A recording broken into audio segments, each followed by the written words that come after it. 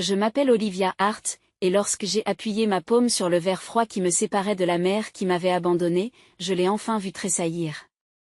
Je n'ai ni crié ni pleuré point, j'ai simplement placé devant elle le procès-verbal du tribunal désignant mon frère Luc comme mon tueur à gages et je lui ai dit, lisez-le à haute voix. Si vous avez déjà été trahi par les personnes qui étaient censées vous protéger, cette histoire est pour vous. Avant de commencer, laissez un commentaire ci-dessous pour me dire d'où vous regardez. Je les lis tous. Et maintenant, laissez-moi vous ramener à la nuit où j'ai cessé d'être une fille pour devenir quelque chose d'autre. L'orage a commencé juste après le dîner. Pas de tonnerre ni d'éclair, mais une tempête de voix, aiguë, amère, se répercutant sur les murs défraîchis de notre maison de location exiguë à Tulsa. Les cris de ma mère sont arrivés en premier, puis le bruit de quelque chose qui se brise. Luc avait encore jeté une assiette.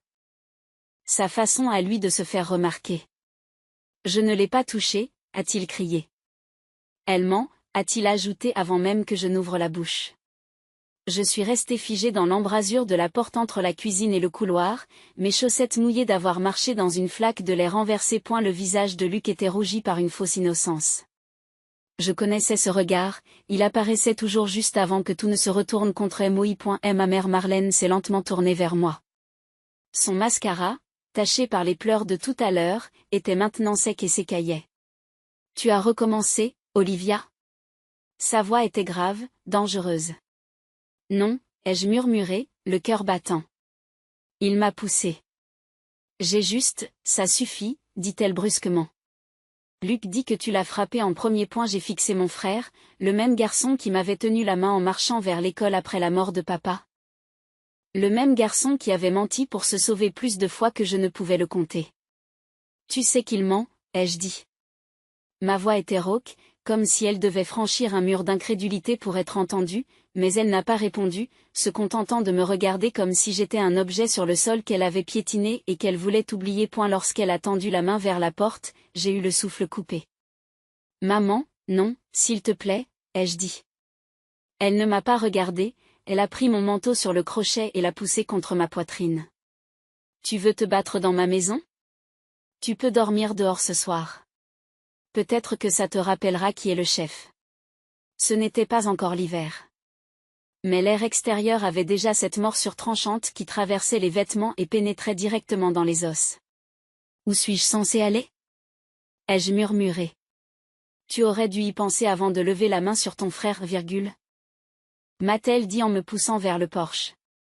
La porte a claqué derrière moi avant que je puisse parler à nouveau.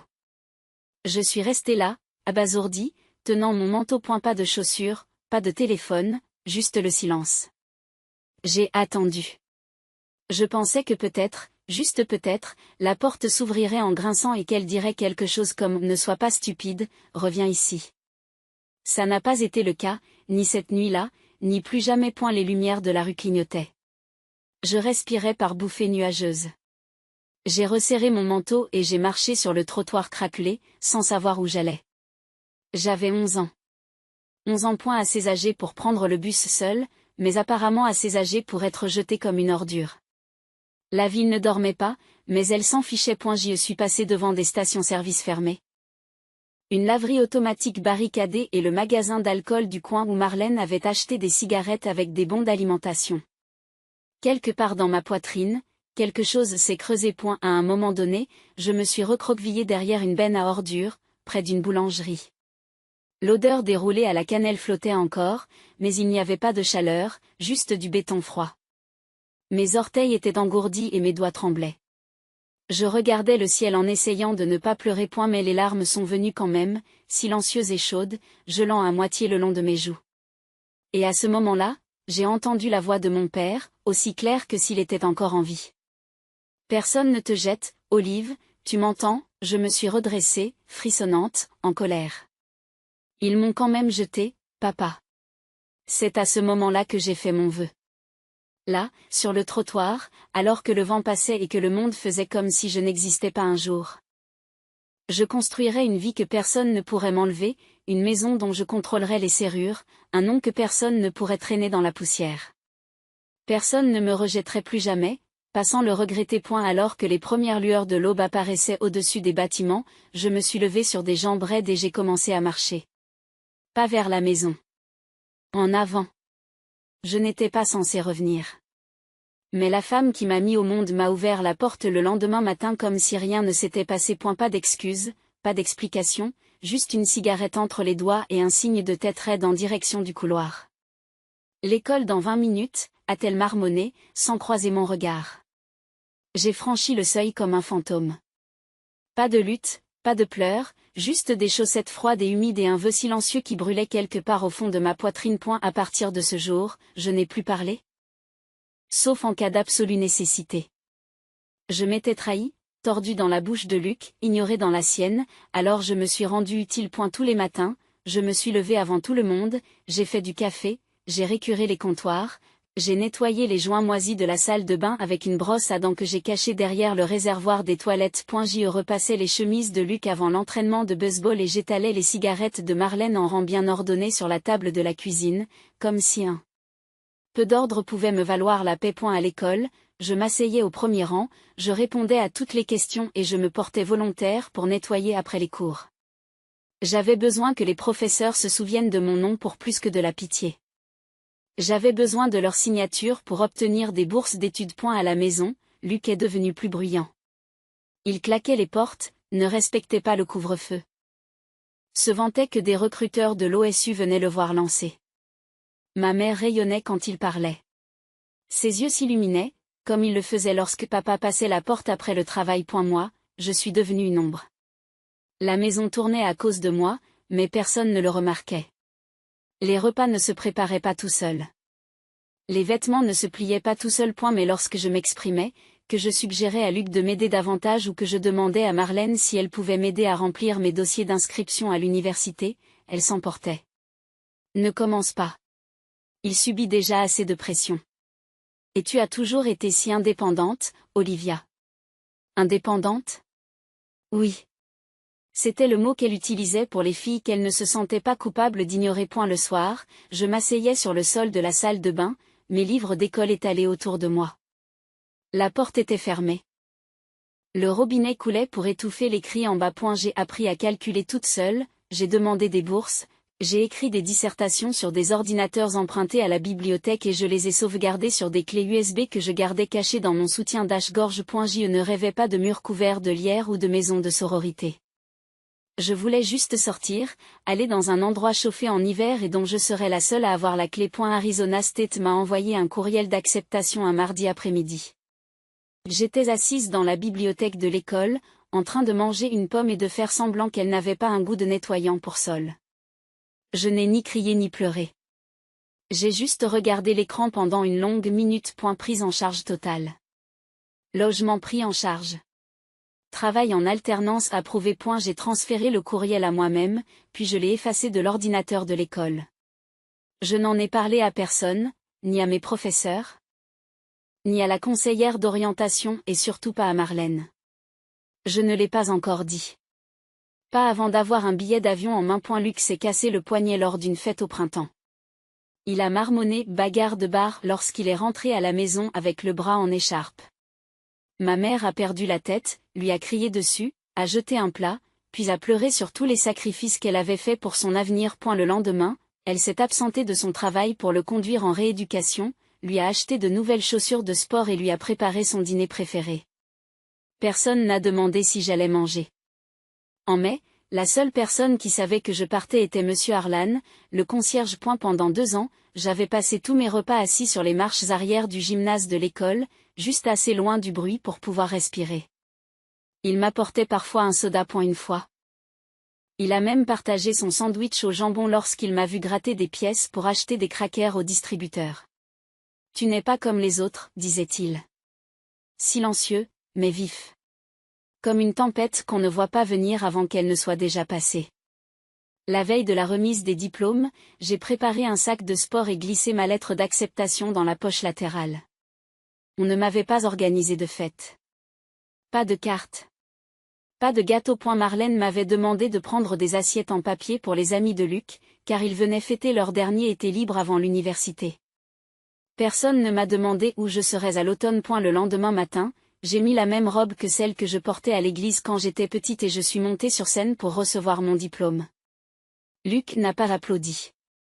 Ma mère n'a même pas levé les yeux de son téléphone. Après la cérémonie, pendant qu'il prenait des photos avec ses amis sur le parking. Je me suis glissé discrètement dans un taxi que j'avais réservé quelques jours auparavant. Le chauffeur m'a jeté un coup d'œil dans le rétroviseur. Gare routière? Aéroport, ai-je répondu. Il a haussé un sourcil. Vous avez de la famille là-bas? Non, ai-je répondu, les yeux fixés sur la route. Plus maintenant. Au début, Phoenix n'a pas eu l'impression d'être libre. J'ai eu l'impression de me déshydrater et de prendre des coups de soleil. Je suis arrivé avec 2 sacs de voyage, $180 dans une enveloppe usée et la conviction que si je regardais en arrière ne serait-ce qu'une fois, je m'effondrerais. Ma chambre d'étudiant était petite et sentait légèrement l'eau de vadrouille, mais c'était la mienne. Personne ne jetait d'objets. Personne ne me traitait d'égoïste. Les murs étaient nus, les lits griffés, la lumière vacillait lorsque je branchais ma lampe, mais je dormais comme je ne l'avais pas fait depuis des années. Ou du moins. Pendant la première heure avant que mon réveil ne sonne à nouveau. Les matinées étaient consacrées aux cours. L'après-midi, je donnais des cours particuliers par l'intermédiaire du conseil d'administration du campus, principalement à des étudiants de première année qui avaient des difficultés en algèbre. À 18h, j'enfilais un tablier marron et me rendais au restaurant situé à 2 pâtés de maison du campus, où je servais des crêpes et des hamburgers graisseux jusqu'à minuit, sous des lumières fluorescentes vacillantes et un gérant nommé Rick qui ne se souvenait jamais de mon nom. Alma, pas d'Olive. C'est Olivia. C'est ça, l'Olive, prends la table 5, ils veulent du ranch en plus. Tous les soirs, mes chaussures collaient au sol derrière le comptoir et mes mains sentaient les cornichons et l'huile de friture. Mais chaque pourboire que je glissais dans ma chaussette me rapprochait de quelque chose de solide. Un loyer, de la nourriture. Un endroit à moi. Je ne faisais pas la fête. Je n'adhérais pas à des clubs. Je n'avais pas le temps de participer aux activités sociales du dortoir ou aux discussions nocturnes dans le salon. Je mémorisais les repas, je calculais les intérêts composés pour les étudiants de première année épuisés et j'étudiais pendant 15 minutes entre les clients. Et la plupart du temps, je rentrais dans ma chambre vers 1h du matin, trop fatigué pour enlever mes chaussures, et je m'écroulais sur le mince matelas en uniforme. Je mettais un réveil à 5h30, ne rêvais de rien et recommençais. J'ai appelé chez moi exactement 1 fois par mois. Non pas parce qu'il me manquait, mais parce qu'une petite partie de moi avait besoin de savoir s'il s'intéressait à ma vie. Salut, maman. Il y avait toujours une pause avant qu'elle ne réponde. Comme si j'étais une facture inattendue qui venait d'arriver. Olivia. Oh, chérie, comment va ton frère? Il m'a dit qu'il avait été promu chef d'équipe dans les ventes. Il est tellement naturel. Il va bien, je suppose. Je t'appelle pour te dire que c'est bien. On vient de refaire la pelouse. C'est cher, mais Luc dit que l'attrait du trottoir est important si on veut vendre. Non pas que nous déménagions, bien sûr, mais quand même. Elle ne m'a pas demandé mes notes, ni si je mangeais, ni combien d'heures je travaillais. Au début, ces appels m'ont mis en colère. Puis je me suis engourdi. Finalement, je les ai mis sur haut-parleur pendant que je pliais le linge et je l'ai laissé parler jusqu'à ce qu'elle n'ait plus rien à dire. Un soir, alors que je rentrais de mon service, le trottoir étant calme sous les lampadaires jaunes, j'ai croisé une fille qui pleurait sur les marches du dortoir. Elle tenait son téléphone et murmurait à travers ses sanglots. Je sais, maman. Je ne voulais pas faire de bêtises. Je vais arranger ça. Je te le promets. Je me suis arrêtée. Non pas parce que j'avais pitié d'elle, mais parce que je la reconnaissais. Pas littéralement, mais émotionnellement. Ce tremblement dans sa voix. L'espoir désespéré que l'amour puisse encore être au bout du fil. J'ai continué à marcher. Rapidement. Je n'étais plus cette fille. J'étais celle qui réparait les choses sans bruit, sans pitié. La solitude était réelle, bien sûr, mais elle ne faisait plus mal comme avant. Elle était familière, prévisible. Je pouvais la combler avec des flashcards, des manuels et des activités annexes. Mon nom ne figurait jamais sur la liste du doyen affichée à la cafétéria. J'avais demandé la confidentialité pour tous les dossiers de l'université. Mais chaque semestre, j'étais là. Les 5% les plus élevés. Silencieux, invisible. Lorsque le bureau d'aide financière a appliqué par erreur une de mes bourses en retard et que mon plan de repas a été gelé pendant 1 semaine. Je n'ai pas pleuré ni ne me suis plainte. J'ai simplement rempli ma bouteille d'eau avec du bouillon de soupe de restaurant et j'ai remercié l'univers d'avoir encore des sachets de sauce piquante dans mon sac. C'était ma vie maintenant. Difficile, à peine vivable, mais pleinement mienne. Le courriel est arrivé à 8h17, un jeudi. Objet, notification de remise du diplôme final. Je n'avais pas l'impression que c'était réel. Pas de toge, pas de famille qui m'encourage, pas de photos de groupe avec les camarades de classe devant les fontaines de l'école. Je ne suis même pas montée sur scène. La seule cérémonie à laquelle j'ai assisté était celle que j'avais en tête, celle où je me tenais seule devant le miroir de ma salle de bain et où je murmurais « Tu as réussi ». J'ai épinglé l'email en haut de ma boîte de réception, je l'ai regardé un instant, puis j'ai enfilé une dernière fois mon uniforme de restaurant. Le matin de la remise des diplômes, il me restait encore 2 services. Une semaine plus tard, j'ai troqué mon tablier contre un badge de sécurité. Mon premier emploi était dans une entreprise technologique de taille moyenne à Tampes.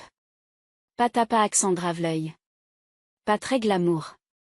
Mais ils m'ont donné une carte d'accès, un bureau usé dans un box près des distributeurs automatiques et un salaire que je ne pouvais même pas dire à voix haute sans pleurer. Et la responsable des ressources humaines a parlé d'un poste d'analyste en cybersécurité de niveau débutant. J'ai dit que c'était une preuve. La preuve que toutes ces nuits passées à étudier à 2h du matin dans un uniforme trempé de sueur avaient servi à quelque chose. Et la preuve qu'une fille qui se frottait avec une brosse à dents dans une maison où personne ne prononçait son nom, sauf pour la blâmer, pouvait être embauchée pour son cerveau. Pendant les 6 premiers mois. J'ai à peine parlé en réunion. J'étais terrifiée à l'idée que quelqu'un me demande comment j'étais arrivée là et que je n'ai pas une réponse assez bonne. Mais je n'avais pas besoin d'expliquer quoi que ce soit. J'étais bon, rapide, silencieux. Le genre d'employé qui règle les problèmes avant qu'ils ne deviennent des incendies. À 24 ans, j'ai pris un risque et j'ai commencé à travailler les week-ends sur mon propre projet, un plugin de sécurité qui détectait les vulnérabilités de l'ombre en temps réel. J'ai codé dans ma cuisine sur un vieil ordinateur portable maintenu par du ruban adhésif et des prières. À 25 ans, j'ai quitté mon emploi. J'ai obtenu une petite subvention d'un accélérateur de start-ups et j'ai investi tout ce que j'avais dans la société que j'ai baptisée Artline. Tout a commencé avec un client. Puis 3. Puis un article dans Tech Sentinel louant mon étonnante capacité à penser comme un hacker sans en devenir un. J'ai dû relire cette phrase 5 fois avant de me laisser aller à sourire. J'ai pleuré le jour où nous avons franchi le cap des 10 000 téléchargements. Mais ce n'était rien comparé au jour où j'ai reçu l'appel d'une société de capital risque me proposant d'investir. Le virement a été effectué sur mon compte professionnel une semaine plus tard. 7 chiffres. 7 chiffres. J'ai fixé l'écran, puis j'ai éclaté de rire, d'un rire sauvage et haletant qui s'est transformé en sanglots si fort que j'ai dû m'asseoir par terre pour respirer. Ce n'était pas l'argent. C'était la permission. Je ne survivais plus. Je construisais. À eu printemps, j'ai acheté un appartement à Scottsdale. Rien d'énorme. 2 chambres, au dernier étage, avec une porte coulissante en verre qui s'ouvrait sur un petit balcon orienté à l'ouest. Le jour où j'ai emménagé, je n'ai appelé personne. Je suis sortie sur ce balcon au coucher du soleil, j'ai laissé la brise frapper mon visage et j'ai murmuré à personne. Personne ne peut me jeter dehors maintenant. Pas Luc. Pas Marlène. Ni la nuit froide, ni le silence, ni les histoires qu'il racontait sur moi pour se donner bonne conscience. J'ai créé un foyer que personne ne pouvait m'enlever. Cette nuit-là, j'ai mangé des plats à emporter sur le sol, pieds nus, en regardant la ville briller. Je n'ai pas pris de selfie. J'ai pris une photo de la poignée de la porte, verrouillée, à moi. C'est à cela que ressemblait la sécurité pour moi. Et le calme. Dans le silence, j'ai parfois entendu l'écho de la voix de mon père. Personne ne te jette. Il avait raison. J'avais fini de survivre. Maintenant, je devenais quelqu'un qui valait la peine d'être craint. C'était l'idée de Maya. Ma fille. Tu viens d'atteindre le statut de millionnaire et tu manges encore de la soupe réchauffée comme si c'était la semaine des examens, me taquine-t-elle en me tapant sur l'épaule via FaceTime. Tu as besoin de faire la fête, une vraie fête, du soleil, du sable, ce genre de choses. J'ai ri. Je ne suis pas vraiment du genre à boire des boissons sur la plage avec des parapluies. Tu es du genre à te venger par la richesse. C'est la même chose, mais avec une meilleure vue. Nous avons donc réservé le voyage, Maya, Brielle, Keiko et moi. Nous avions toutes les quatre partagé des dortoirs, des pizzas bon marché et des pannes de minuit pendant des années. Et maintenant, nous allions passer 7 jours au Costa Rica. C'était indulgent. Trop lumineux. Trop facile. Mais lorsque nous avons atterri à San José et que l'air chaud m'a enveloppé comme une écharpe de soie, j'ai cessé de retenir mon souffle. Pour une fois, je n'avais pas de liste de choses à faire. De bilan ou de rapport de vulnérabilité à examiner. Juste un ciel ouvert, l'odeur de l'eau salée et des possibilités. Nous avons passé les premiers jours à faire des randonnées dans des jungles luxuriantes, à repérer des singes hurleurs et des oiseaux iridescents. Nous avons escaladé des cascades pieds nus, en poussant des cris de rire, et nous avons bu de la bière fraîche sous un toit de tôle alors qu'un orage illuminait l'horizon. Un soir, nous nous sommes assis autour d'un feu de camp sur la plage. Maya a fait circuler une bouteille de rhum. Keiko a raconté qu'elle s'était fait larguer par un homme qui pensait que les VPN étaient une sorte de vitamine. Nous avons ri jusqu'à en avoir mal aux côtes. Puis la conversation s'est ralentie, le feu s'est éteint et quelqu'un a posé la question que j'évitais discrètement. Est-ce qu'il t'arrive de penser à tendre la main? Brielle m'a demandé doucement. À ta famille, ai-je hésité, fixant la flamme. Je ne sais pas, ai-je dit. Parfois. Je me dis qu'ils ont peut-être changé. Que peut-être le temps adoucit quelque chose. Maya a reniflé. Le temps n'adoucit pas les gens comme Marlène et Luc. Il leur donne juste de meilleures excuses. Elle n'avait pas tort. Mais elle n'avait pas tout à fait raison non plus. Il ne s'agit pas d'eux, ai-je dit, me surprenant moi-même. Il s'agit de moi. J'ai construit tout ce dont je rêvais, et maintenant il y a un trou, pas très grand, mais il est là. Je crois que je veux savoir s'ils me voient maintenant. Te vois, demande Keiko. Ou s'ils veulent quelque chose de toi. Ce coup-là n'est pas passé inaperçu. Pourtant, je ne pouvais pas me débarrasser de cette idée. Si je n'essayais pas, si je n'ouvrais pas au moins la porte d'un pouce, je me poserais toujours la question. Lorsque je suis rentrée en Arizona, bronzée et endormie, ma boîte de réception débordait. La société avait décroché un nouveau contrat. La presse nous appelait. Un concurrent proposait de nous racheter. Mais avant d'ouvrir ces courriels, j'ai passé un coup de fil. Le numéro n'avait pas changé.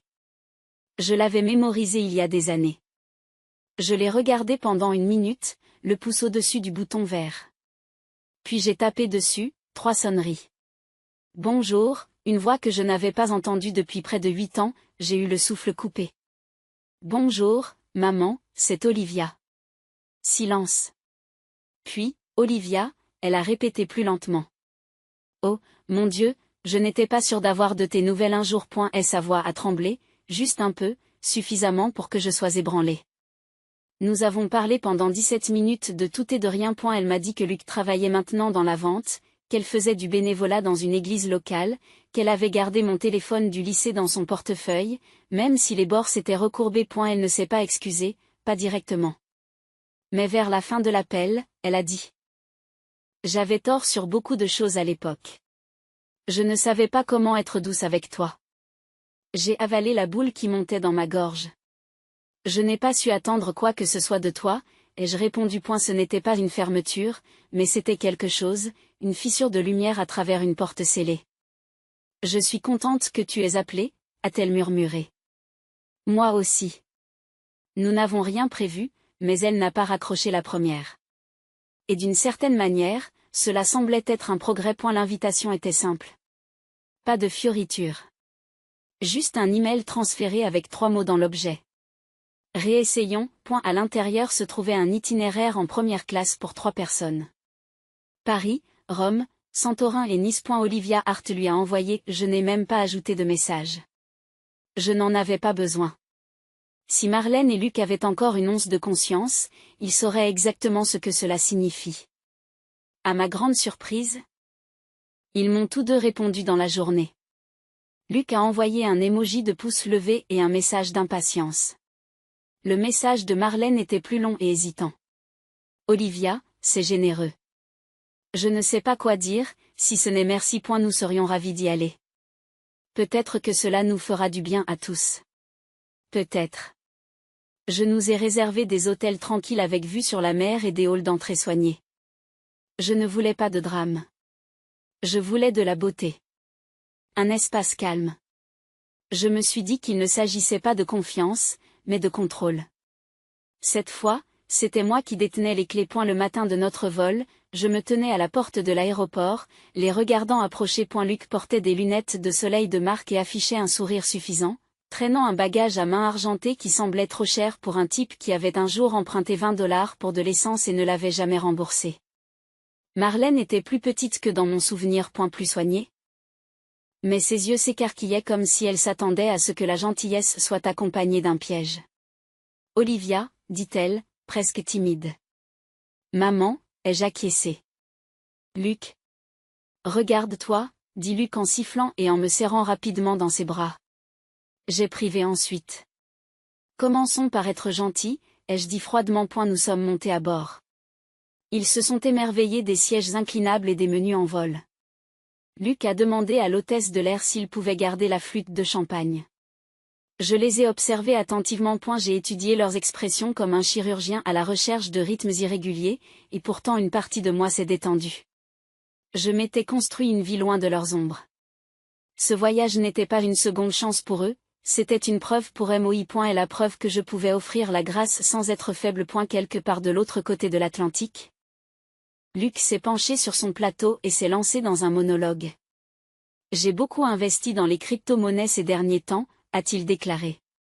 J'ai participé très tôt à une nouvelle chaîne, un vrai truc underground. La plupart des gens n'en savent encore rien. Marlène sirote son champagne, les yeux fixés sur les nuages à l'extérieur. Elle n'avait pas dit grand-chose depuis l'embarquement. Ça a l'air risqué, ai-je dit légèrement, ne mordant pas à l'hameçon. Il a souri. Pas quand on sait comment bouger. En plus, j'ai un gars. Un ancien financier devenu trader. Tu devrais le rencontrer. Il pourrait t'aider à te diversifier. Je pense que ça va, ai-je dit. Et elle a continué. Les NFT, la finance décentralisée. Algorithme. Des mots qu'il portait comme un costume trop grand. C'était une performance, mais je l'ai laissé faire. Marlène a finalement jeté un coup d'œil dans ma direction et m'a adressé un petit sourire. Tu as toujours voulu voir le monde, a-t-elle dit. Je l'ai fait, ai-je répondu. Je voulais le voir sans demander la permission. Il y a eu un silence, un long silence, elle n'a pas argumenté. Elle ne s'est pas excusée non plus. Cette nuit-là, dans notre hôtel de charme à Nice, je me suis installée sur mon balcon privé et j'ai regardé la mer scintiller sous le clair de lune. La brise était douce, l'air chaud, ils étaient là, et je ne savais toujours pas ce que je ressentais. L'espoir est une chose étrange, il se faufile, construit un petit nid dans votre poitrine et murmure peut-être que cette fois-ci ils vous verront, peut-être que cette fois-ci ils seront sincères, peut-être que cette fois-ci ça ne fera pas mal. Je n'étais pas naïve, pas vraiment, mais je voulais croire que les gens pouvaient évoluer. Cela m'a rendue à nouveau vulnérable, juste assez pour les laisser entrer. Le message est arrivé juste après que je sois sortie de la douche. La salle de bain étant encore embrumée par la vapeur et le savon d'hôtel parfumé au romarin. Contact inconnu, va-t'en discrètement. Ne dis rien à ton frère ou à ta mère. C'est tout. Pas de salutation, pas de contexte. Juste ces 9 mots qui s'affichaient sur le téléphone sécurisé que j'utilisais rarement, celui que je gardais pour les affaires, pour les urgences, pour les choses qui devaient rester privées. Au début, j'ai pensé qu'il s'agissait d'un problème ou d'un spam. Puis j'ai remarqué l'étiquette de cryptage. Niveau 3 traçable. Quelqu'un qui savait ce qu'il faisait avait envoyé ce message et voulait que je disparaisse. Mon souffle s'est bloqué dans ma gorge. Je l'ai relu, encore et encore. Puis j'ai écouté le sentiment qui me tenaillait depuis des jours, quelque chose qui se cachait derrière la générosité soudaine de Luc, derrière le silence vigilant de Marlène. Ce moment étrange à Rome où Luc a insisté pour porter mon sac dans les escaliers, même si cela n'avait aucun sens. Compte tenu de sa blessure à l'épaule. L'échange silencieux entre eux sur le ferry pour Santorin, leur tête penchée, les mots perdus dans le vent. Et maintenant, ceci, ma peau s'est hérissée.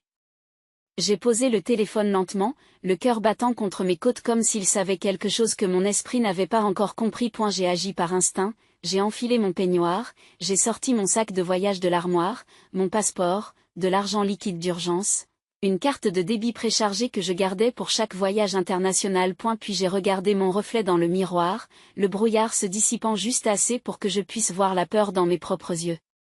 Je ne pouvais pas rester, mais je ne pouvais pas non plus m'enfuir et leur mettre la puce à l'oreille. J'ai donc choisi une astuce que j'avais utilisée une fois à l'université lorsque j'avais eu besoin d'éclipser un rendez-vous toxique. La vieille excuse de la migraine. J'ai frappé à la porte mitoyenne entre nos deux chambres. Marlène l'a ouverte. Son expression était indéchiffrable. « Trop calme. Tu te sens bien, non ?» ai-je murmuré en pressant une main sur ma tempe. Migraine. Le genre qui me rend malade si je ne dors pas. Oh, ce n'est pas grave, chérie. Tu veux de l'Advil ? Je secoue la tête. Juste du calme. Je vais dormir. J'espère aller mieux demain matin. Luc n'est pas apparu. Marlène a fait un petit sourire et a dit « Repose-toi. Nous prendrons de vos nouvelles. » J'ai fermé la porte à clé, puis je l'ai verrouillée, et j'ai traîné une chaise devant la porte, au cas où. 15 minutes plus tard, j'étais dans un taxi pour l'aéroport, avec mes lunettes de soleil et les mains tremblantes. J'ai réservé un billet de dernière minute en classe affaires pour JFK, payé en crypto via un VPN. En utilisant un faux nom que j'avais déjà utilisé pour une conférence à Zurich. Mes années dans la cybersécurité m'avaient beaucoup appris sur la disparition sans bruit, mais ce n'est pas la logistique qui m'a ébranlé. C'était le pourquoi. Pourquoi ? Pourquoi maintenant ? Pourquoi ce message ? Et pourquoi avais-je ignoré tant de signes ? Lorsque l'avion a décollé du tarmac, j'ai enfin expiré, mais ce n'était pas du soulagement. C'était de l'effroi, à bout de souffle. J'ai tout revu. Les regards en coin. L'obsession soudaine de Luc pour la cryptographie. Et la façon dont Marlène me contournait prudemment, la façon dont elle oubliait toujours son sac à main au déjeuner, attendant que je paie. Tout cela n'était-il pas un coup monté ? Le bruit de l'avion se poursuit.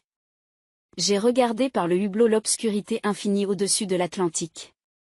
Une fois de plus, je me déplaçais seul, fuyant quelque chose que je ne pouvais pas encore nommer.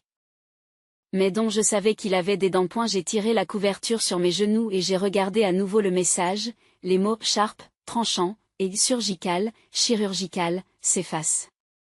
Ne dis rien à ton frère ou à ta mère. Celui qui l'avait envoyé savait quelque chose que j'ignorais, et quoi que ce soit, il m'avait suivi dans le ciel. Lorsque les roues ont touché le sol à JFK, j'ai ressenti un calme inattendu. Faux, fragile, temporaire, mais un calme quand même. La file d'attente de la douane avançait lentement, les lumières fluorescentes bourdonnaient au-dessus de ma tête.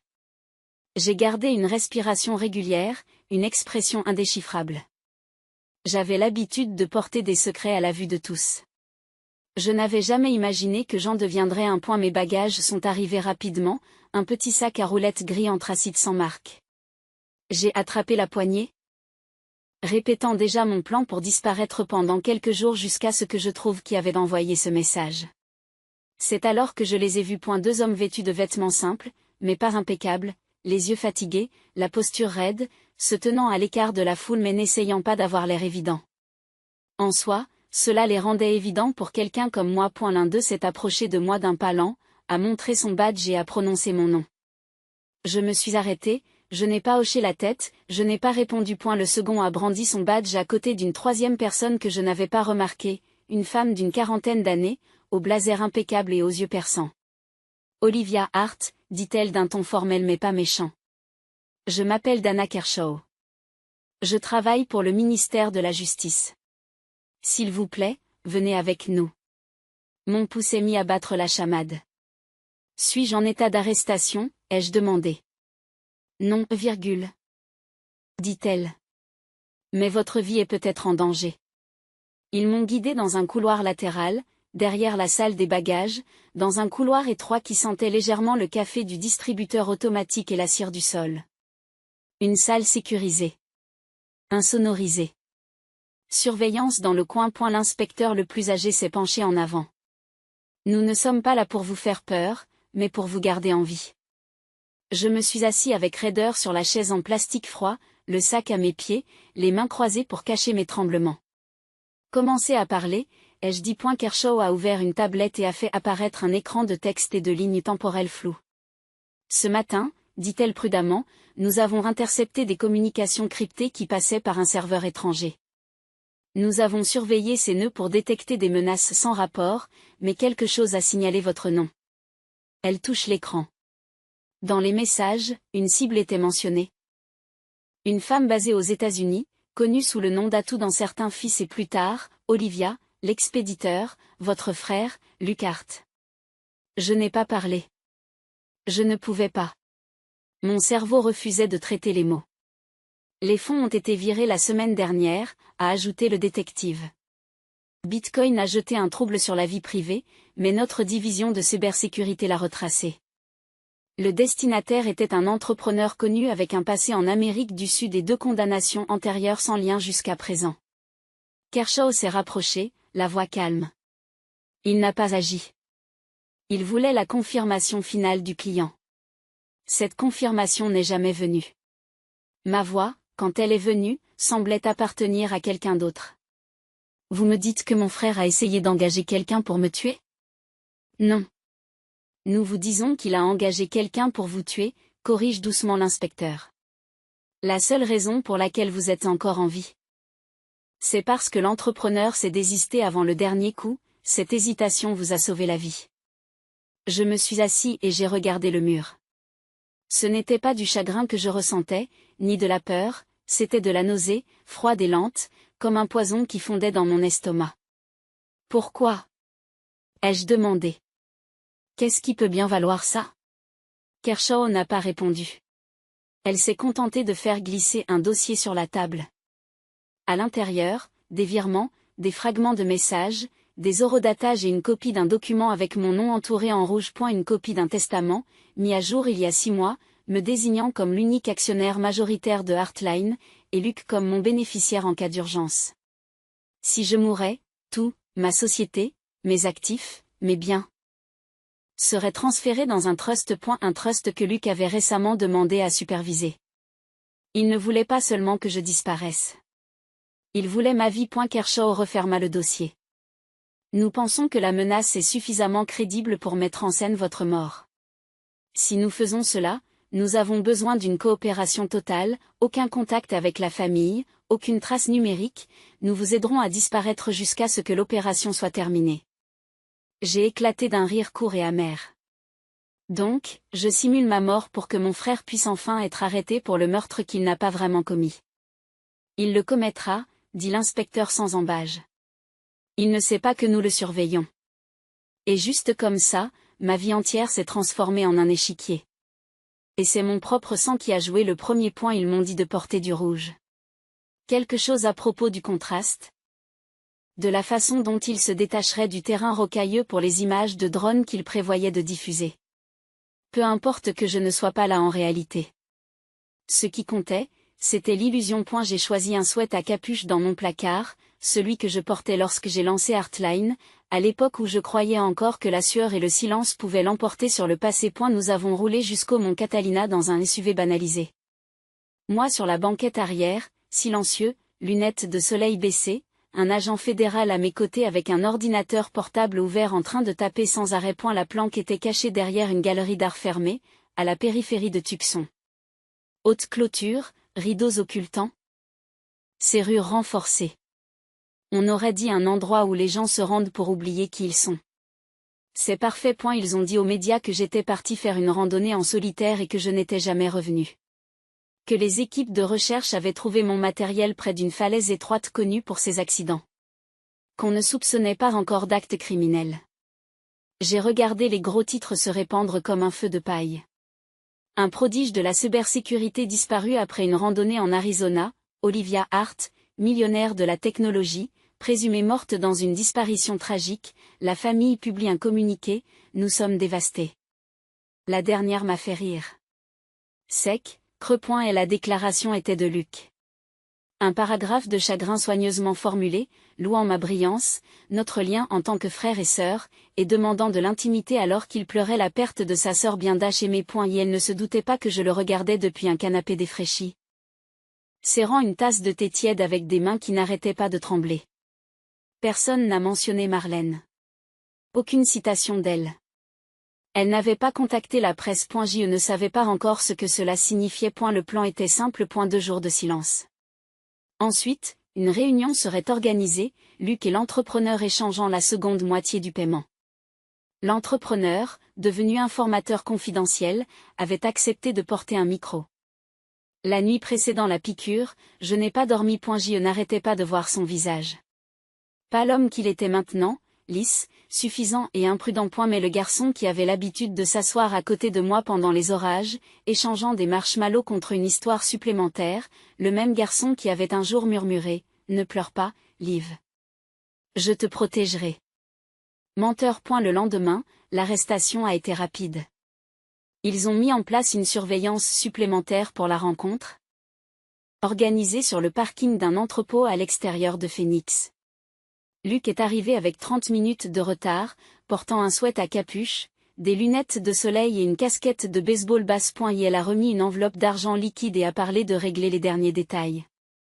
À la seconde où il s'est retourné pour s'éloigner, 4 voitures banalisées l'ont encerclé. Arme dégainée, voix forte, il s'est figé, n'a pas couru, n'a pas parlé, a juste levé les mains et regardé autour de lui comme si tout cela n'était qu'une erreur. J'ai regardé tout cela d'un poste sécurisé.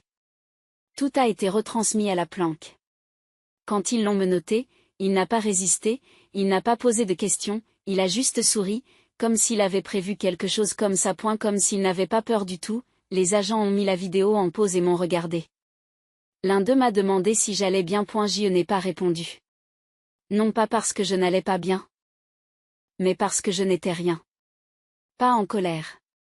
Pas soulagé. Pas satisfait. Juste engourdi. C'était le frère pour lequel j'aurais pris une balle pour une fois. Celui dont les mensonges avaient failli me tuer. Et pourtant, je n'ai ressenti aucune victoire.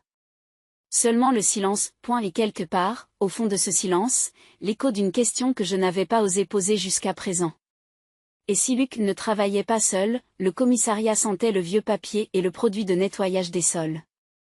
Je me tenais derrière une vitre en miroir, les bras croisés, fixant la femme qui m'avait claqué une porte au nez en appelant cela de la parentalité. Elle était assise seule dans la salle d'interrogatoire, un pulvère pâle enroulé autour d'elle comme une armure, les mains agitées sur ses genoux. Son rouge à lèvres était délavé, taché au coin. Elle avait l'air plus petite que dans mes souvenirs. Et fatiguée. Pas le genre de fatigue due au manque de sommeil, mais celle que l'on ressent lorsqu'une vie entière de déni commence à pourrir de l'intérieur. Un officier à côté de moi s'est déplacé. Vous êtes sûr de ce que vous voulez? Je veux 10 minutes. Seul. Les 2 agents ont échangé un regard, puis ont hoché la tête. Nous le surveillerons. Vous serez en sécurité. En sécurité. J'ai failli rire. Quelle ironie. Après toutes ces années passées à me cacher à l'intérieur de moi-même pour lui survivre, il s'inquiétait maintenant de ma sécurité. La porte s'est ouverte en bourdonnant. J'ai fait un pas à l'intérieur. Je me suis assise. La chaise en acier a crissé contre le sol. Les yeux de Marlène se sont levés lentement, comme si elle n'était pas tout à fait sûre de la réalité dans laquelle elle se trouvait. Puis elle m'a vue et s'est figée. Sa bouche s'est ouverte mais aucun son n'en est sorti. Bonjour, maman, ai-je dit froidement. Olivia. Sa voix était à peine plus forte qu'un murmure. Tu es, mais ils ont dit morte. Oui. C'était l'idée. Elle a porté ses mains à sa bouche. Oh mon Dieu. Oh mon Dieu, tu peux arrêter de faire semblant maintenant, dis-je en croisant les mains sur la table. Ils ont déjà arrêté Luc. J'ai vu ce qui s'est passé. Il a payé un homme pour me tuer, je suppose que vous le saviez. Elle a secoué la tête 1 fois, 2 fois, comme si le déni était un réflexe, puis ses yeux se sont remplis de larmes. Je ne savais pas tout, dit-elle à voix basse. Je ne savais pas, Olivia. Écoute-moi, s'il te plaît. Je n'ai rien dit, j'ai attendu. Elle a fixé la table. J'ai trouvé quelque chose sur son ordinateur portable, il y a 2 semaines. Je n'ai pas tout compris, mais j'ai vu votre nom. Un dossier intitulé « Plan de transition ». Il y avait vos documents fiduciaires, des certificats de décès, des notes sur le transfert d'argent. J'ai paniqué. Je me suis légèrement penchée. Alors quoi? Ses yeux ont croisé les miens. Pour une fois, il n'y avait pas de filtre. Juste de la peur à l'état brut. J'ai envoyé le message, celui que vous avez reçu avec gentillesse. J'ai contacté une hotline de cybersécurité que j'ai trouvée sur l'un des communiqués de presse de votre entreprise. J'ai utilisé un téléphone jetable. Je ne savais pas qui d'autre prévenir. Mon esprit ne pensait pas qu'elle méritait d'être entendue. Je savais que Luc avait des problèmes. Il devait de l'argent à des gens, de mauvaises personnes. Il a commencé à agir bizarrement après Rome, à parler vite, à passer des appels quand il pensait que je dormais. Elle était désespérée, et quand je l'ai confronté, il m'a dit « sa voix s'est brisée ». Il m'a dit que tu ne sentirais rien, que ce serait rapide, que ce n'était que du business. J'ai senti la piqûre derrière mes yeux. Je ne l'ai pas laissé tomber. Tu l'as protégée, ai-je dit. Ce n'était pas une question, elle a baissé les yeux, honteuse. Je l'ai toujours fait. Je ne savais pas comment faire autrement. Je t'ai supplié de me croire quand j'étais enfant, et tu l'as choisi. Je sais, je me suis levée, ma chaise a encore grincé. Je ne suis pas là pour te demander pourquoi, je le sais déjà, tu as été faible. Et la faiblesse n'est pas de l'amour, Marlène, c'est juste de la lâcheté dans une robe différente. Elle a haleté doucement. Je me suis dirigée vers la porte, puis j'ai fait une pause. Tu n'as pas le droit de pleurer pour moi maintenant, ai-je dit. Tu as fait ton choix bien avant que je ne gagne. Sa voix s'est fait entendre, tremblante, désespérée. J'ai envoyé le message, j'ai sauvé ta vie. Je me suis retournée juste assez pour qu'elle voie mon visage. Non, tu as gagné du temps, il y a une différence. Et je suis partie. Derrière la vitre en miroir, les officiers attendaient. Elle a parlé, l'un d'eux a demandé. Elle en a dit assez. Ils m'ont laissé la voir une dernière fois, de manière formelle cette fois. Salle d'entretien numéro 3. Même table en acier, même lumière bourdonnante au-dessus de la tête. Mais cette fois, pas de miroir, pas de spectacle, juste elle et moi. Marlène semblait plus âgée. La tension vive et nerveuse qu'elle avait toujours portée, comme si elle était prête à craquer à tout moment, avait disparu. Elle était remplacée par une lourdeur qui pendait de ses épaules comme de la laine mouillée. Je me suis assis en face d'elle. Pas de salutation, pas de bavardage, c'est elle qui a rompu le silence. Je n'ai pas pu l'arrêter, a-t-elle murmuré. J'ai essayé. Je n'ai pas répondu. J'ai su que quelque chose n'allait pas après Paris, a-t-elle poursuivi, la voix fêlée. Il était tout le temps sur les nerfs. Il chuchotait dans son téléphone, s'enfermait dans la salle de bain pendant des heures. J'ai trouvé des reçus. Des échanges de crypto-monnaies. Des virements bancaires que je ne comprenais pas. Je l'ai interrogé à ce sujet et il a craqué. Je me suis adossée à la chaise. Les bras croisés. Alors vous êtes restée silencieuse, ai-je dit. Ses yeux se sont mis à briller. J'avais peur. Olivia, tu ne comprends pas. Ce n'était pas le cas. Il n'a pas seulement planifié ça. Il était poussé. Il devait de l'argent à des gens, des hommes dangereux. Il a dit qu'il lui avait donné une date limite, que s'il ne la respectait pas, il le prendrait à sa place. J'ai penché la tête. Et vous pensiez qu'en leur offrant moi, il pourrait s'en sortir? Non, je n'ai jamais accepté. Je lui ai dit que c'était de la folie, que c'était impardonnable. Elle s'est arrêtée, a avalé difficilement. Mais je ne l'ai pas dénoncé. Je ne pouvais pas. J'ai plissé les yeux. Je ne pouvais pas ou je ne voulais pas. Ses mains tremblent sur ses genoux. Je ne voulais pas le perdre. Et moi, alors? J'étais déjà perdue pour toi. Elle appuya sa main sur sa poitrine, comme si la douleur avait enfin trouvé sa cible.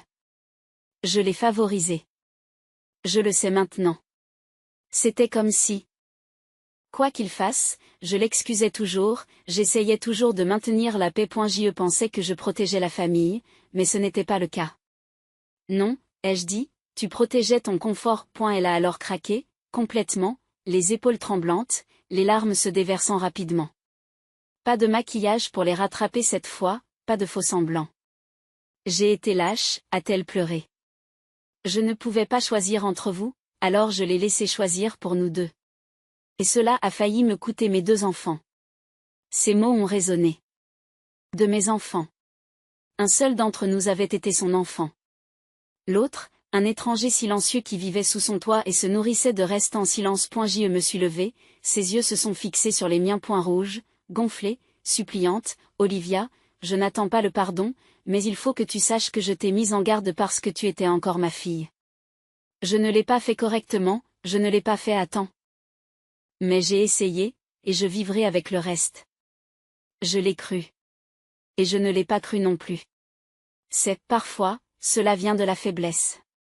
Du genre d'amour qui est trop petit pour avoir de l'importance quand ça compte. Je ne lui ai pas pardonné, mais je n'avais plus besoin de la haïr non plus. J'espère que tu trouveras la paix, ai-je dit à voix basse, mais pas à mes dépens. Et je suis sortie. Dans le couloir, 2 inspecteurs finissaient de remplir des papiers. Luke Steele n'est plus sur la table, a dit l'un d'eux. Les preuves étaient suffisamment solides. Il en fera au moins 25, ai-je acquiescé. Il va enfin se tenir tranquille pour une fois. Et elle, a demandé l'autre, en jetant un coup d'œil vers la porte par laquelle je venais de sortir. Elle marche, a-t-il dit. Pas de charge criminelle, la complicité est difficile à prouver, et son message vous a techniquement sauvé la vie. Elle marche, ai-je répété, mais sans me libérer. J'y suis sortie. L'air froid m'a mordu le visage. Le genre de froid que j'avais l'habitude de craindre. Le genre de froid dans lequel on m'envoyait comme un déchet. Mais maintenant, il ne pouvait plus me toucher. J'avais vu la vérité. Pas seulement à propos de Luc. Pas seulement sur Marlène. Mais sur moi-même. Je n'étais pas la fille qu'ils avaient jetée. J'étais la femme qu'ils ne pouvaient pas détruire. Un mois plus tard, le soleil s'est levé sur les Carrowhead comme s'il n'avait rien à se reprocher. La maison que j'ai achetée se trouvait juste après une courbe de la route, là où les grands pins cèdent la place au verre et à l'eau. 2 étages, un bardage bleu pâle, un porche enveloppant. Calme, isolé. La mienne. Et il n'y a pas eu d'accueil spectaculaire. Pas de ballon ni de cérémonie de remise de clés. J'ai emménagé seul un mardi matin, j'ai supervisé moi-même les camions de livraison et j'ai laissé chaque pièce volontairement dépouillée. Je ne décorais pas pour le confort, mais pour le contrôle. 3 jours après mon installation, elle est arrivée. Marlène, 2 vieilles valises, un cardigan boutonné jusqu'au cou, les yeux creusés par trop de nuits passées seule. Elle est sortie de la voiture comme une femme qui entre dans un tribunal, pas dans une maison. Je sais que ce n'est pas un pardon, a-t-elle dit avant même que j'ouvre la porte. Je lui ai répondu que ce n'était pas le cas. C'était une décision, non pas pour elle, mais pour moi. J'avais passé la majeure partie de mon temps à gérer la douleur qu'elle avait laissée derrière elle. Maintenant, c'est elle que je vais gérer. Elle a emménagé dans la suite pour inviter au rez-de-chaussée, avec une entrée séparée, sans accès à la salle de séjour principale. Les règles étaient écrites dans un document qu'elle a signé, thérapie hebdomadaire. Repas partagé uniquement le dimanche. Pas de mensonges. Pas de questions auxquelles je ne voulais pas répondre. Et la première semaine a été difficile. Petit déjeuner silencieux. Des patrins. Des excuses qui restaient enfermées derrière des lèvres serrées. Mais la 2e semaine, pendant la thérapie, elle a parlé. J'avais l'habitude de penser que je survivais, dit-elle, les mains croisées sur ses genoux, les yeux fixés sur la fenêtre. Mais en réalité, j'évitais. Je n'ai rien dit. Je n'en avais pas besoin. Le thérapeute lui a demandé ce qu'elle évitait. Elle a hésité. Être mère, a-t-elle murmuré. C'était la première fois qu'elle le disait. Pas les erreurs. Pas les préférences. L'absence. Chaque séance tirait un nouveau fil. Et certaines nuits, je l'entendais pleurer à travers le mur, silencieuse, retenue, comme si même son chagrin ne voulait pas me déranger. Je ne l'ai pas réconfortée, mais je ne l'ai pas fait partir non plus. J'ai repeint la cuisine en jaune pâle. J'ai ouvert davantage les fenêtres. J'ai laissé entrer la lumière du soleil. Lentement, la maison a cessé de ressembler à un abri et a commencé à devenir quelque chose de plus doux. Pas chaleureuse, mais réelle. Chaque dimanche, je préparais des choses simples pour le déjeuner. De la soupe de tomates, du fromage grillé, des fruits frais. Elle s'asseyait en face de moi, la serviette sur les genoux, le dos droit comme si elle était encore en train d'être notée. Elle a commencé à apporter de vieilles photos. De papa, de Luc, de moi. Elle m'a demandé une fois si je pouvais te montrer celle-là, en me tendant une photo de nous sous le porche, il y a des années. Non, ai-je répondu calmement. Elle n'a pas discuté, parce qu'elle comprenait maintenant que l'accès à moi se méritait, pas qu'il était dû. Nous n'étions pas en train de reconstruire. Nous étions en train de nous confronter. Et d'une certaine manière, cela semblait plus proche de la guérison que n'importe quoi d'autre. 5 ans plus tard, je me tenais devant un large porche peint en blanc, avec des carillons devant chantant derrière moi et un panneau en bois sculpté qui disait « Daniel House, à place To Begin Again, Maison Daniel, un endroit pour recommencer ». Ce nom m'a fait mal à la gorge, mais dans le bon sens du terme. Le genre qui vous rappelle que vous êtes toujours là, que vous respirez toujours, que vous changez toujours. Nous avions ouvert nos portes ce matin-là. 10 lits, 2 conseillers à demeure, un jardin thérapeutique à l'arrière et un petit déjeuner chaud déjà en train de cuire dans la cuisine. L'odeur de la cannelle et du café flottait à travers les fenêtres ouvertes, se mêlant au bruissement tranquille des pins le long de la limite de la propriété. Les filles se tenaient en cercle à proximité, certaines les bras croisés, d'autres tenant leur sac de sport comme une bouée de sauvetage. Elles sont toutes jeunes. Trop jeunes pour connaître ce genre de peur. Trop jeunes pour se retrouver seules dans le monde parce que quelqu'un a décidé qu'elles ne valaient pas la peine d'être gardées. Je connaissais ce sentiment. Je l'avais vécu à 11 ans, recroquevillée sur un trottoir, regardant le ciel s'éclaircir tandis que le givre s'accrochait à mes manches et que mon corps tremblait de honte. Je ne savais pas où je finirais à ce moment-là, mais j'avais fait une promesse. Personne ne vous jette. Maintenant, je tenais cette promesse. La presse se tenait sur le côté.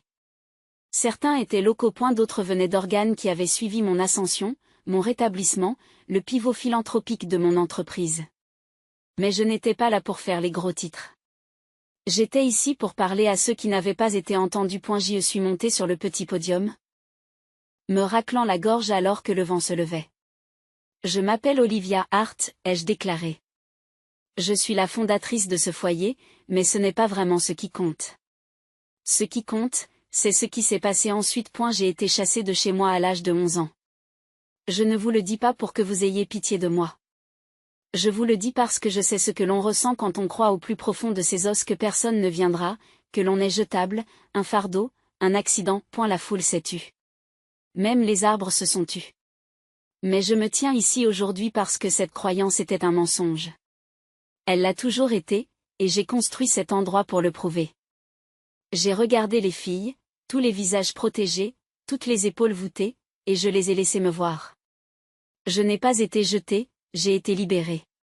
Et j'ai utilisé cette liberté pour faire quelque chose de mieux pour moi et maintenant pour une pause. Puis, avec tout le calme et la certitude que 5 années de thérapie, d'établissement de limites et de courage retrouvé pouvaient me donner, j'ai dit, personne ne mérite d'être jeté. Surtout pas toi. Il n'y a pas eu d'applaudissements. Pas de grands moments. Juste quelques épaules baissées. Quelques yeux qui clignotent. Une fille au fond qui a lâché son sac et fait un pas en avant. C'était suffisant. Plus tard, alors que le soleil plongeait derrière le lac et que les lumières du porche s'allumaient, je me suis assise dans un fauteuil à bascule avec une tasse de thé à la menthe, regardant les filles s'installer dans leur nouvelle chambre. À l'intérieur, les murs étaient peints dans des tons chauds. Dans la cuisine, une grande table était toujours dressée. Sur la cheminée, encadrée de chênes doux, se trouvait la seule photo que j'avais gardée de mon enfance. Mon père et moi dans l'arrière-cour, tous deux souriants, couverts de farine à cause de la tarte aux pêches que nous avions gâchée ensemble. Il avait l'habitude de dire que j'avais du feu en moi. Il s'avère qu'il avait raison. Mais ce qu'il n'a pas vécu assez longtemps pour voir, c'est que j'avais appris à l'utiliser, non pas pour brûler les ponts, mais pour construire quelque chose que personne ne pourrait plus jamais me prendre. Accueil. Yeah, girl, get it, get it. Okay. This is fine. Everything's fine. Oh, no.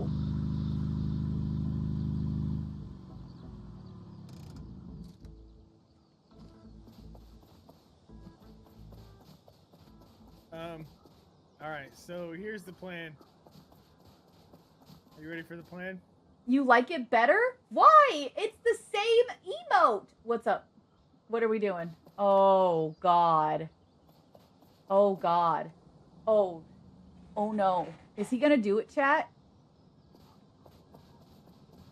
Oh, God, he's really going to do it. Oh, he's going to ramp it. He's going to ramp it so hard. Where is he? Oh. Oh God. Oh no. He's going so slow.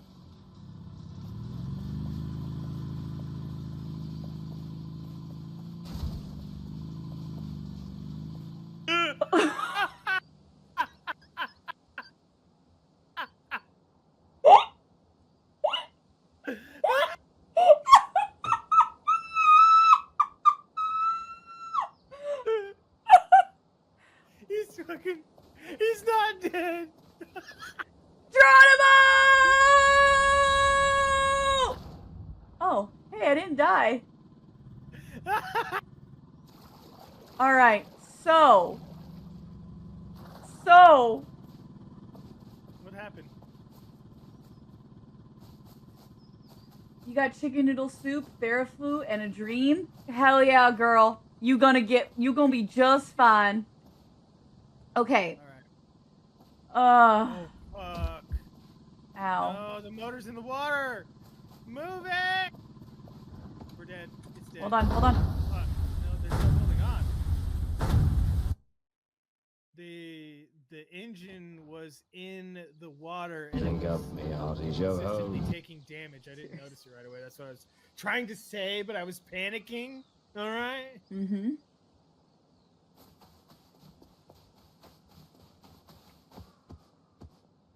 So anyway, our truck is fucked, so we need to Yeah, do that again. I got it.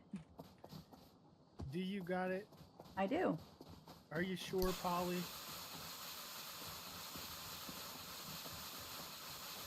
Can you reach it? I don't think so. Yeah, Oh, you're wait. hitting it. Nice.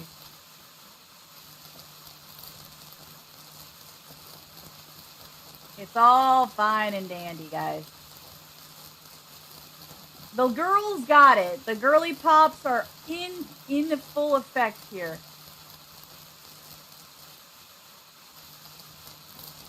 Yeah.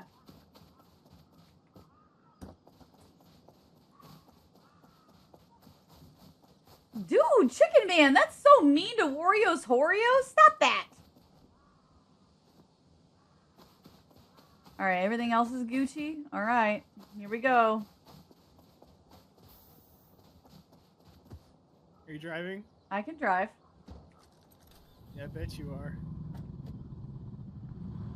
Here we go.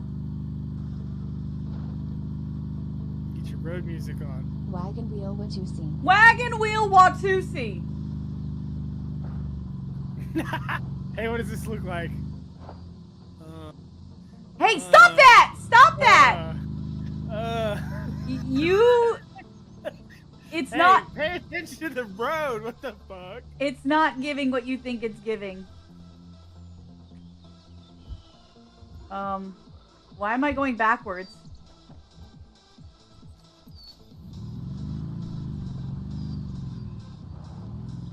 Oh my god. Oh my god.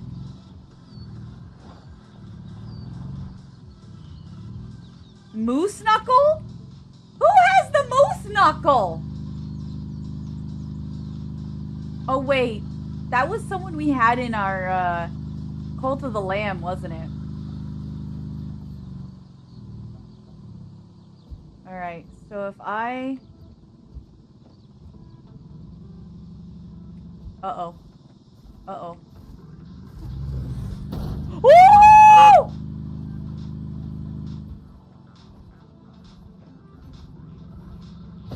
Oh my god. Oh my god. Oh my god. I'm dead. Ah! Woo!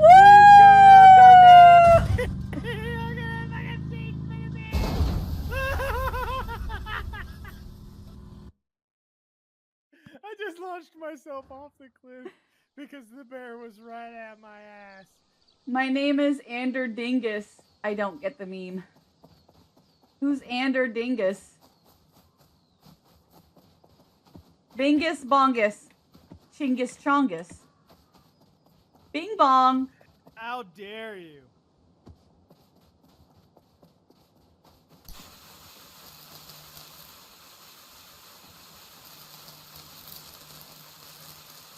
Sushi wagon. Bing bong!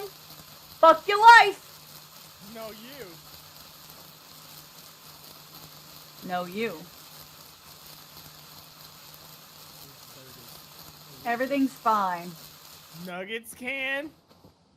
I'll nugget in your can. I don't think you should. What kind of can are we talking?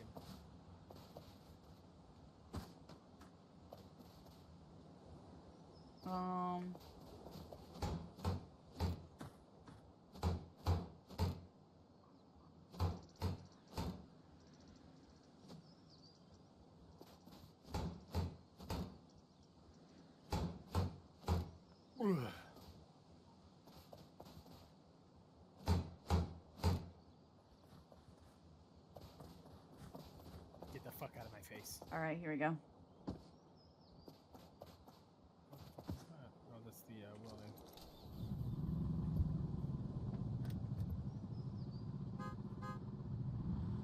What are you honking at me about? I'm leaving.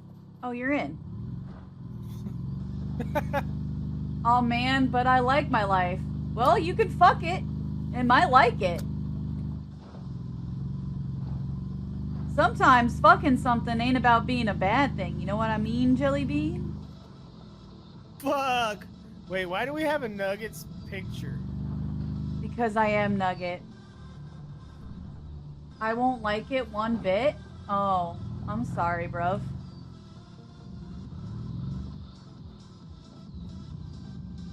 See, I can't understand this because I keep trying to shift, but then as I'm shifting, it just stops.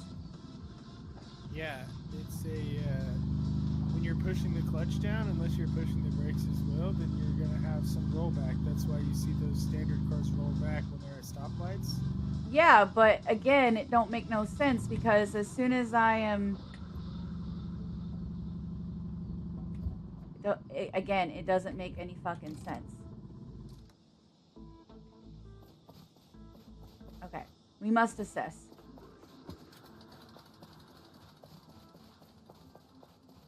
What are you assessing? We must assess. How does one get to the other side? Chicken, how do I get to the other side? I'll do it. I don't trust you to do it. What? Hold on, Are I you have an attacked? idea. Hold on, I have an What are you idea. attached to? I have What an are you idea. attached to? Stop, stop, stop. Please stop. You're rolling. I'm rolling. I'm not doing anything. I've stopped everything. I just want to know what you're doing. I have an idea. You've said that 5 times, and I still don't know what your idea is because you won't communicate it. Just. Teamwork is great, man. It is. All right, I'm ready. Go. Okay. I need you to go. What the fuck are you talking about? You I- didn't tell me a fucking plan. That's my What am plan I is for going? you to want me go. run across? Yeah, I Or you want- want me to get in the fucking car and drive? Like, I don't understand what you're telling me to do here. I want You you didn't communicate a plan, bruv. there because I What are you want you I want you to continue on with pushing through on driving that vehicle. I have attached its butt so I can make sure it won't fall down permanently. So go. So, Bro's you cortisol has been want from raised. me I is want for me to get in the vehicle and drive the vehicle